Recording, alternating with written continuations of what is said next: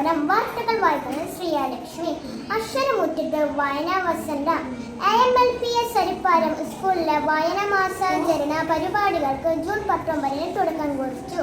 വായന മരിക്കുന്നു എന്ന ആശങ്കകൾക്കിടയിൽ പുസ്തകങ്ങളെ നെഞ്ചോട് ചേർക്കാൻ കുട്ടികളെ ഓർമ്മിപ്പിച്ചുകൊണ്ട് വിദ്യാലയത്തിൽ വിപുലമായ പരിപാടികളാണ് സംഘടിപ്പിച്ചത്. പ്രധാനാധ്യാപിക ശ്രീമതി മേരി ടീച്ചർ പരിപാടികൾ ഉദ്ഘാടനം ചെയ്തു. വായനദിന പ്രത്യേക അസംബ്ലി സംഘടിപ്പിച്ചു. വായനദിന പ്രതിജ്ഞ, റാലി, പ്രസംഗം, പോസ്റ്റർ നിർമ്മാണം എന്നിവ ഏവരുടെയും ശ്രദ്ധയാകർഷിച്ചു.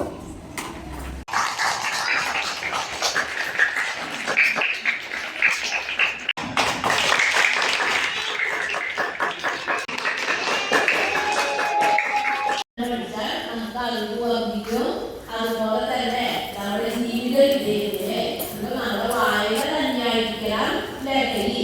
ഈ ഒരു മാസക്കാലം ജൂലൈ 12-ാം തീയതി വരെ നമുക്ക് ഒരു ചെറിയ കഥയെങ്കിലും വായിക്കണം. സൗരോർജം, ശുദ്ധജലം, അവർ നമ്മളെ ഒത്തിരി കാര്യങ്ങൾ പഠിപ്പിക്കും. അതുകൊണ്ട് നമുക്ക് എല്ലാവർക്കും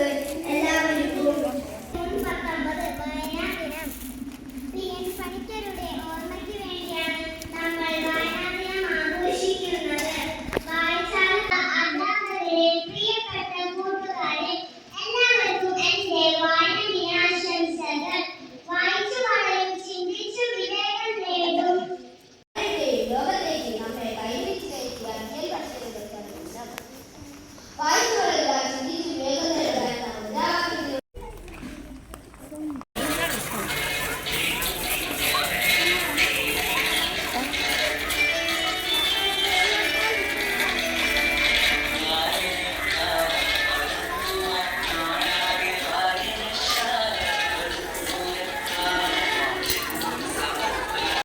വിശേഷങ്ങളുമായി നമ്മോടൊപ്പം ചേർന്നു ആർമിസ്റ്റീസ് റിപ്പോർട്ടർമാരായ സെബാസ്റ്റ്യനും അൻഷറും. നമസ്കാരം. ലൈബ്രറി പുസ്തക പ്രദർശനം സംഘടിപ്പിച്ചു. അക്ഷരങ്ങളുടെ ലോകം കുട്ടികൾക്ക് പരിചയപ്പെടുത്താനും പുസ്തകങ്ങൾ അടുത്തറിയാനും ഈ പ്രദർശനം ഏറെ സഹായകരമായി.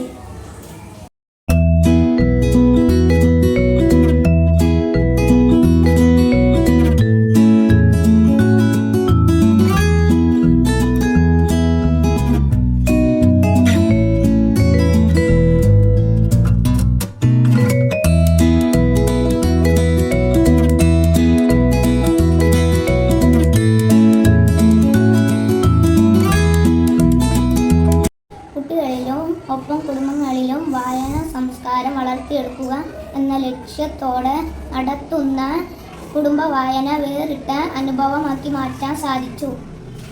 ഈ കഥയുടെ പേര് 2 ഡൈനസോർ കുട്ടികൾ. എഴുതിയേക്കണത് ആരാ? സൈജ എസ്. ഇങ്ങനെ കരഞ്ഞോണ്ടിരിക്കുക, അതായത് എപ്പോഴും ഇങ്ങനെ ചെറിയ കാര്യത്തിനൊക്കെ കരഞ്ഞോണ്ടിരിക്കുക. 2 നായകൾ.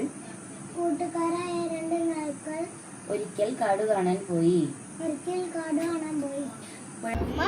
കോഴിക്കോട് പോയി ഒരു കോഴിക്കോട് വാങ്ങി. പുതിയ കൂട്ടിൽ താമസം തുടങ്ങി. മാമലക്കാട്ടിൽ കുഞ്ഞൻ മുയലും കൂട്ടുകാരും സന്തോഷമായി ജീവിച്ചു പോന്നിരുന്നു. പാവം എലിക്കുട്ടി ഉണ്ടായിരുന്നു. വിശന്ന് കപ്പൽ. തവളയ്ക്ക് ഒരു കപ്പൽ ഉണ്ടായിരുന്നു.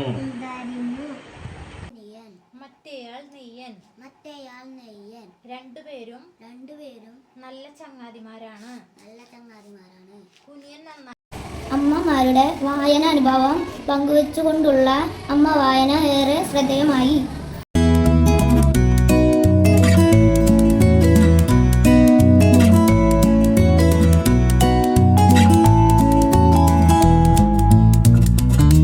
ജൂലൈ 21 ചാന്ദ്രദിനം ആചരിച്ചു. ചാന്ദ്രദിന വാർത്തകളുമായി നമ്മോടൊപ്പം ചേരുന്നു സമന്വി. മനുഷ്യൻ ആദ്യമായി ചന്ദ്രനിൽ പാദം കുത്തിയതിന്റെ ഓർമ്മ പുതുക്കിക്കൊണ്ട് MLP അരിപ്പാലൻ സ്കൂളിൽ വിപുലമായ രീതിയിൽ ചന്ദ്രദിനം ആഘോഷിച്ചു.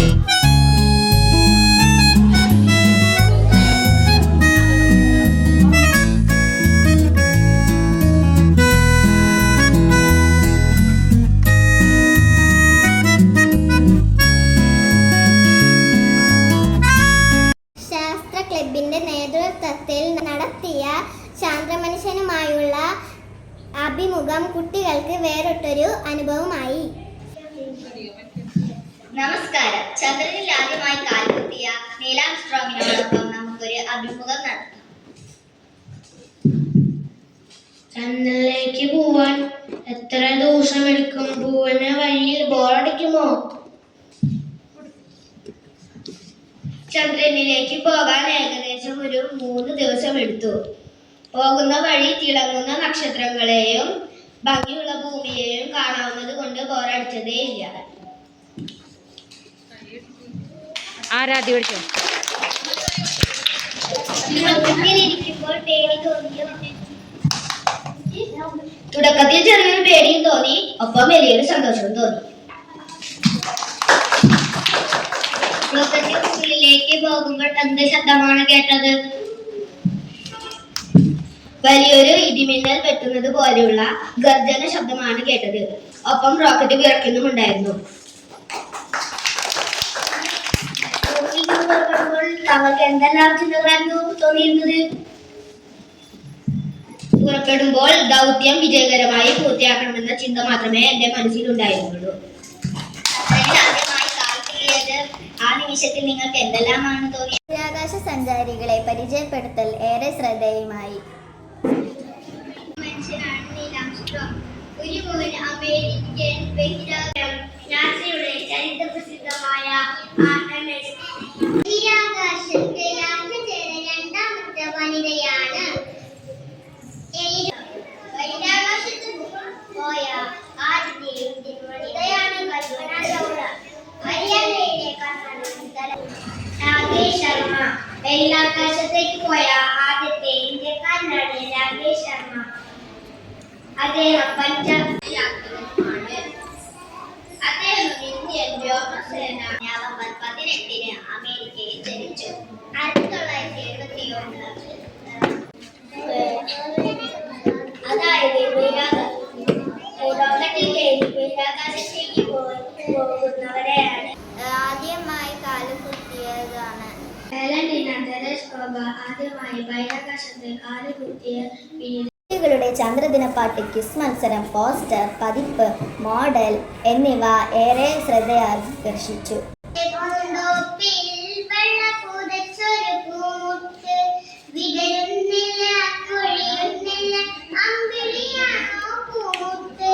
ഭൂമിയെ ചുറ്റുന്ന ഗോളമാണ് നമ്മുടെ അമ്പിളിയമ്മാവൻ. കണ്ടു റോക്കറ്റിലേറി പറന്നു ചെന്നു നീൽ ആംസ്ട്രോങ്.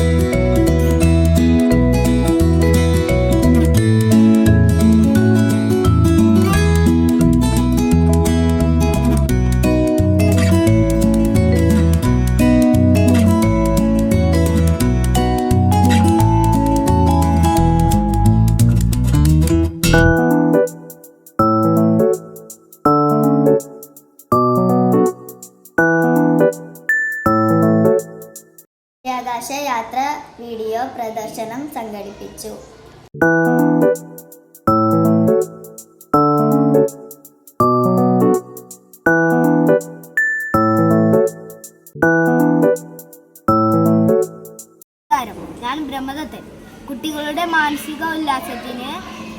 തുക നൽകിക്കൊണ്ട് അംബർല ഡാൻസ് സംഘടിപ്പിച്ചു.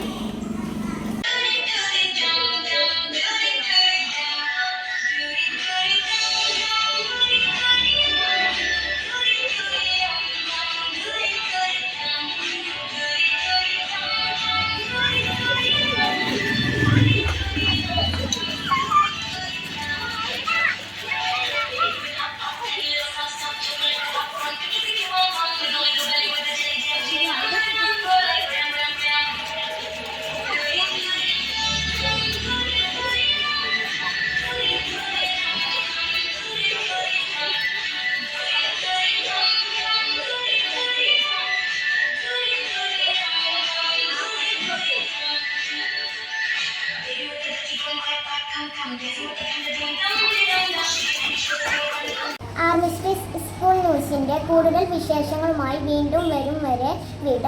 നന്ദി, നമസ്കാരം.